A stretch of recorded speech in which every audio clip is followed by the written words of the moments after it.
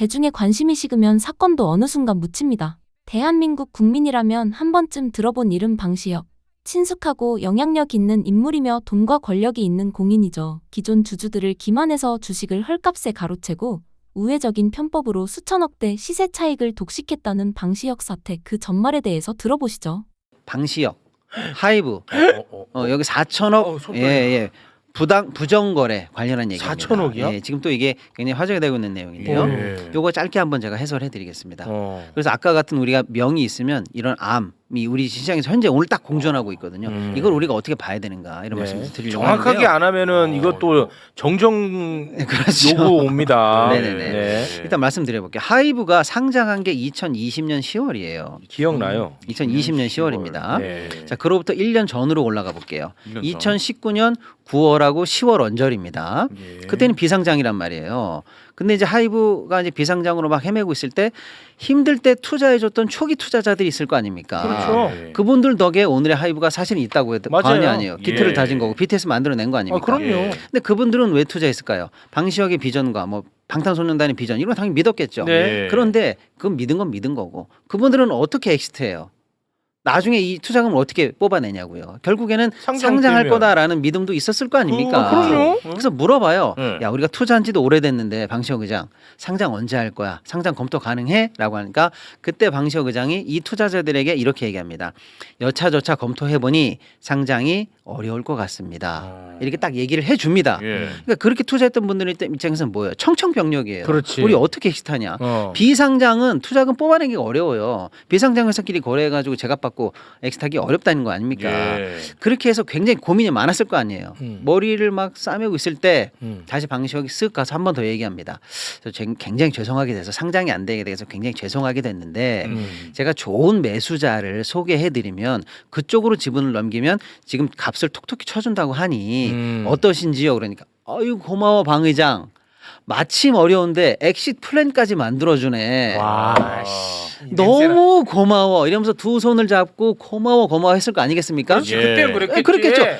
엑시트 플랜이 막혔는데 그걸 뚫어주니까 그럼. 아이 고마워 우리 거 이렇게 그나마 지금보다 높게 사준단 말이야 누가? 그럼. 그렇게 해서 방시혁 의장이 3명의 매수자를 데리고 옵니다. 3명의 매수자 이름을 제가 불러드릴게요. 네. 스틱 인베스트먼트, 이스톤 1호 펀드, 이스톤 뉴 메인 2호 펀드. 좀 복잡하죠. 농담한 거예요. 뭐냐면 사람을 데리고 온 건데 펀드란 얘기예요.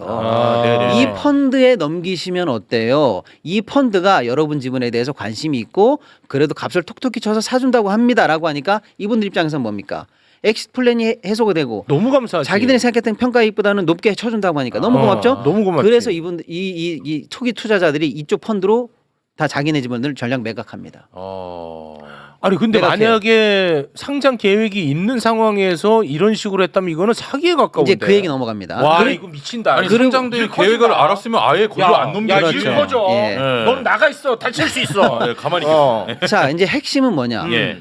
이게 선의로 상장 계획 없는데 이 펀드가 또 다른 장기 비전을 가지고 이 사람들 걸 지분을 사준 것이냐? 아니면 상장될 걸 알고 기존 투자자에게는 속이고 오히려 더 싸게 후려쳐서 이 지분을 매입한 거냐? 이게 사기냐 아니냐가 굉장히 중요한 거 아니겠어요? 그렇죠. 그렇습니다. 예. 근데 제가 방금 투자자에게 상장 계획이 없다고 말한 게 2019년 9월하고 10월이에요. 그런데 하이브 측에서 2019년 11월에 지정 감사인 계약을 체결합니다. 이게 뭐냐면요. 앞으로 상장을 하려면요. 법적 절차예요. 무조건 지정 감사인을 선임해야 돼요. 지정 감사인 제도가 좀 설명하면 복잡한데 네 마음대로 회계장부가 좋다라고 뻥쳐가지고 상장하면 투자자 속이는 거 아니야. 그러니까 상장하려고 그러면 네가 감사 선임하지 마. 우리한테 신청해. 그럼 거래소가 내가 딱 지정한다. 너 이 사람한테 감사받아. 이래서 지정 감사인이에요. 그럼 그 사람이 딱 들어가서 외부 사람이 들어가서 아, 이 회사 감사해 보니까 이렇습니다. 라고 하는 게 지정 감사인이에요. 이 제도가 이해가 되시죠? 그러니까 2019년 11월에 지정 감사인이 지정이 돼서 계약이 돼요. 그럼 2개월 만에. 네, 그럼 뭡니까? 지정 감사인을 계약할 정도면 그 이전에 신청했다는 거고 그 이전에 신청을 해야 된다는 건 뭐예요? 상장에 대한 생각을 했기 때문에 이 절차를 밟았을 거 아니냐.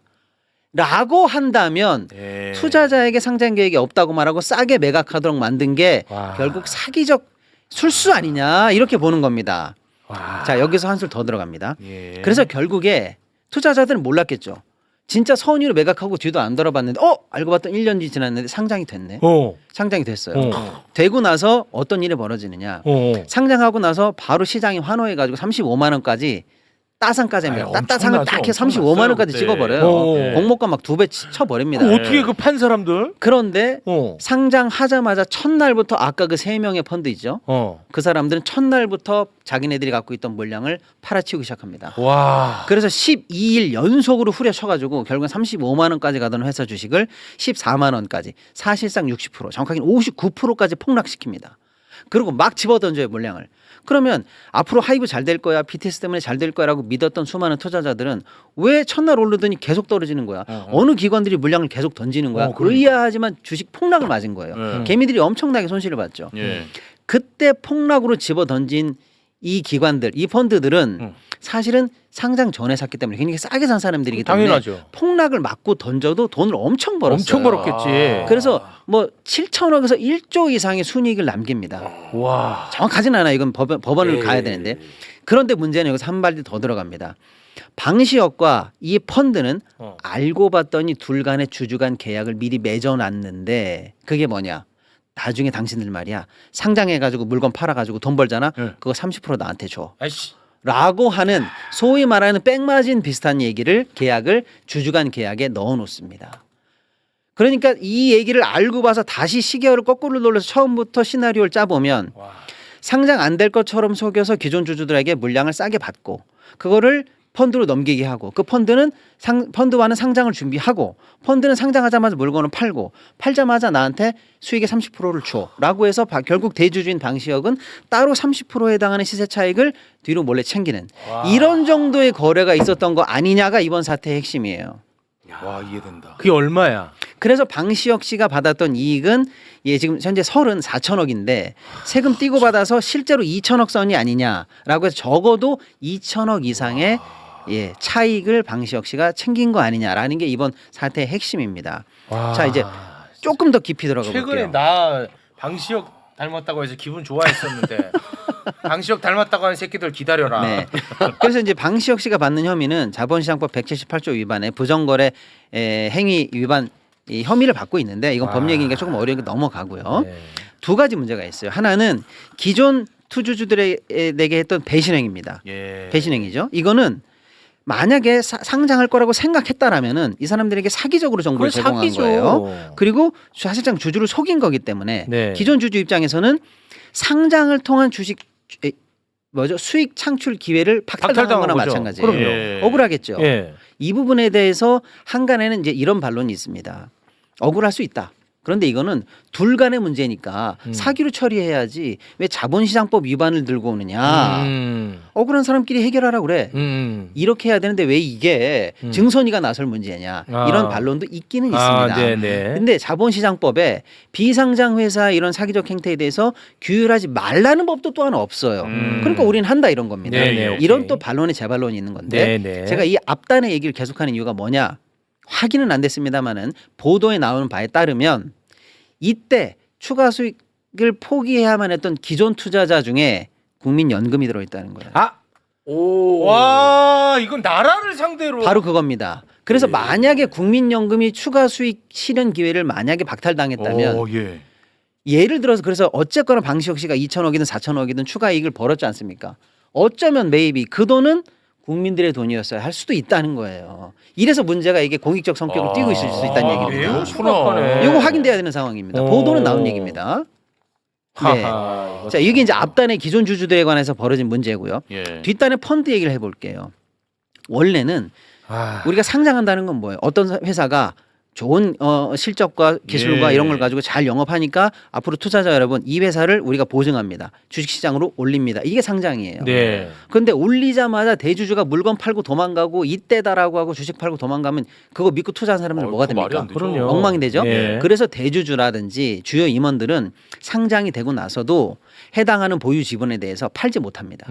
특정 기간 동안 못 팔아요. 기간 동안 뭐. 이걸 보호 예수라고 합니다. 보호 예수. 그러면 예를 들어 방시혁 씨 같은 경우에도 내가 만약에 하이브를 믿어주세요라고 상장을 했어요.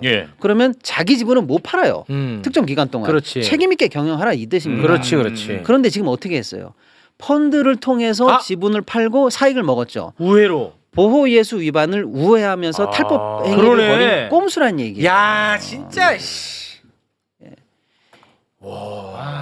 네, 요게 아주 부도덕한 측면이다라는 겁니다. 머리 잘 돌아간다. 아니 딱 자 여기에도 또 사실은 또 우리가 이제 반론이 있기는 있습니다. 이제 방시혁 씨는 이렇게 얘기해요. 내가 예, 예. 보호 예수를 뭐라고요? 피하려고 한 건 아니고 그러면 그냥 원래 주주관 계약을 해서 받았던 거지. 이거는 그리고 보호 예수 이전에 맺어진 주주관 계약이야. 보호 예수를 피하려고 했던 건 아니야. 본인이 이렇게 주장하기도 합니다. 아, 그런 거는 그리고 내가 사익 30%를 먹은 건 상장할 걸 100% 인정하고 상정하고 예상하고 확신 아닌 게 내가 뒤로 파킹 시켜놓은 거야. 이건 아니다라고 주장을 하면서 이렇게 얘기해요.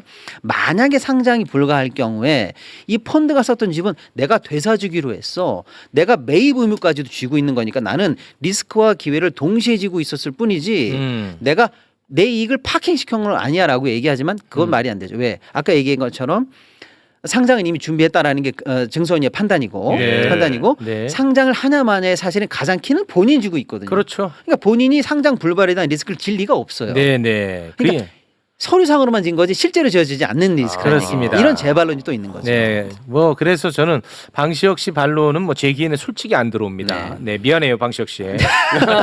자 이제 문제는 하나도 안 들어왔어요, 네. 솔직히. 이제 그래서 정확하게 어저께 된 처분은 뭐냐면 이런 문제에 대해서 처벌을 하는 제재를 하는 기관이 우리나라 증선위입니다. 증선위. 증권선물위원회 증선위인데 어저께 증선위에서 뭘 의결했냐면 네. 검찰 고발을 의결했어요. 이거는 이 건에 대해서 예, 제재 차원에서 가장 큰 센 제재예요.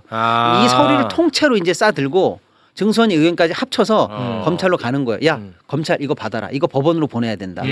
형사처벌해야 된다라는 의결이에요. 잘했다. 제일 큰 의결이 어제 의결된 거예요. 잘했어, 증선위. 그럼 앞으로 어떻게 될 거냐? 어떻게 돼? 이제 법원으로 가야 되겠죠. 네. 근데 검찰이 이제 방시혁 씨 부르고 조사하고 뭐 해서 재판을 넘겨서 최종적으로 형사벌까지 가야 되는 게 정상인데 우리가 걱정하는 건 뭐냐? 오늘 이재용 풀려나는 거 보셨죠? 예. 이제 앞으로 우리가 이 문제를 우리 법원에서 우리 사법 절차 내에서 어떻게 하느냐. 어떻게 하느냐가 이게 중요하다는 진짜 거예요. 이거는 방시혁 혼자만의 문제가 아니라 대한민국 주식시장 전체에 대한 문제입니다. 맞습니다. 그것도 이제 이재명 정부 출범하고 나서 주식시장 교란행위 이런 거 폐가망신시키고 폐가망신하게 공복이 안 그리고 들어갔어요. 한 번 걸리면 아웃이야. 원스트라이크 아웃이다 이렇게 네. 얘기했잖아요. 그렇습니다. 그래서 시장에서는 이게 이재명 표 1호 어떤 보여줘야 케이스가 돼. 되느냐라고 보여줘야 돼. 기대하는데 보여줘야 돼. 조금 아쉬운 게 뭐냐면 뭐야? 이 사건이 벌어진 게 2020년 무렵이잖아요. 예. 지금 그래서 거래소나 이런 쪽이나 감독위원회에서도 원스트라이크 아웃 관련한 제도를 위반하겠다고 한 거예요. 한 번 걸리면 계좌 동결, 그다음에 실명 공개, 그다음에 선임 임원이라든지 이런 데 선임도 안 되게 이런 식의 주식 거래도 안 되게 아예 아웃시키겠다는 걸 현재 이제 발표를 했는데 소급이 되냐? 이게 소급이 안 될 가능성이 있어서 예전- 한번 지켜보시죠. 예. 어쨌거나 이 문제를 앞으로 우리가 처리하느냐가 네. 아까 우리 최고 앵커님 말씀처럼 JP 모건 형님이라든지 골드만삭스 동생 같은 애들이 보고 한국을 있잖아. 바라볼 때 보고 있어 이거. 지난 뭐 도이치모터스 김건희 문제라든지 삼부토건 문제 당연히 칼같이 해결해야 되지만 그렇습니다. 이런 문제도 앞으로 한국에서 어떻게 해결하느냐 또는 계속 발발할 것이냐 네. 중요한 보고 있다니까. 척도입니다. 그래서 제가 주식시장 4천 5천도 먼 미래가 아닙니다. 우리에게 밝은 미래가 있습니다. 라고 무지갯빛 제가 명을 얘기했고 예. 그럼에도 불구하고 우리는 이런 현실 속에서 오늘 살고 있는 거예요. 근데 이 건이 그래서 그래서 실제로 명과 암이 같이 있다는 얘기예요. 고발이 됐어요 검찰에다가. 아니 이제 어제 증선위가 의결했기 때문에 의결했어. 법적으로 무조건 검찰 고발 조치로 넘어갑니다. 넘어가. 이제 검찰이 이제 이걸 받아들고 그거 어떻게 배당할지가 앞으로 어떻게 나오겠군요. 배당해서 어떻게 처리할지가 이제 남은 거죠. 이게 이제 전형적인 사기적 부정 거래잖아요. 그렇게 보이죠. 네, 보이잖아요. 심지어 국민연금이 주주였다면 정말 엄청난 이거는 사건이 국민적 되고 분노를 사는 사건입니다. 국민연금 떠나서 이거 너무 좋은 주식이라고 뒤늦게 뛰어들었던 사람들이 갑자기 주가 폭락에 손해를 봤잖아요. 네. 그러니까 이게 그 정치권이 연루된 주가 조작에서는 많은 법조인들도 분노하면서 재벌대기업 오너들이 연루되면 갑자기 김현장 앞서서 변론하고 또 봐줘버리고 막 이러잖아요. 이러면 안 돼. 시장 정상 안 되는 정상은 겁니다. 안 돼 그러면. 이 비슷한 예가 뭐였냐면 제가 고발했던 건데 LG가 구연경 윤관 부부인데요. 500억이라고 하는 거대한 투자를 받기로 해요. 그걸 부인한테만 알려주죠. 그래서 주식을 삽니다. 그러니까 당연히 미공개 정보를 이용해서 주식을 사놔요. 나중에 그게 알려지겠죠? 어떻게 되죠? 주가 뛰죠. 이렇게 해서 본인들만 이득을 보는. 나중에 주가 떨어진 다음에 손에 누가 있으니까 뒤늦게 산 사람들이 보잖아요. 그러니까 이게 사기적 부정거래가 오너 일가 주변에서 많이 자행되고 있는 겁니다. 네. 이것까지 근절해야 돼요. 그렇습니다. 김건희, 온희룡이 개입된 그것만 근절하는 게 아니라. 네. 예. 일단 이 방시혁이 엄벌에 처하는 모습을 보면 뭐 JP 모건이라든지 이런 데서 보는 것도 있고 네, 이런 짓을 하고자 하는 애들도 못 합니다. 맞습니다. 예. 근데 좀 걱정되는 거는 뭐예요? 자꾸 늘 걱정이 아니, 많아. 늘 우리 사법부가 어. 돈 앞에 재벌 앞에 기득권 아, 앞에 무너진 모습 많이 무너져. 봤거든요. 그거를 지금- 보여줘야 돼. 근데 지금 방시혁 씨의 레벨을 우리가 지금 잘 모르는 수도 있는데 돈 많아요? 개인 주식 부자 현재 우리나라 랭킹 맨날 왔다 갔다 합니다만 예. 6입니다. 아 대한민국 전체에서 네. 그렇게 돈이 많아? 예.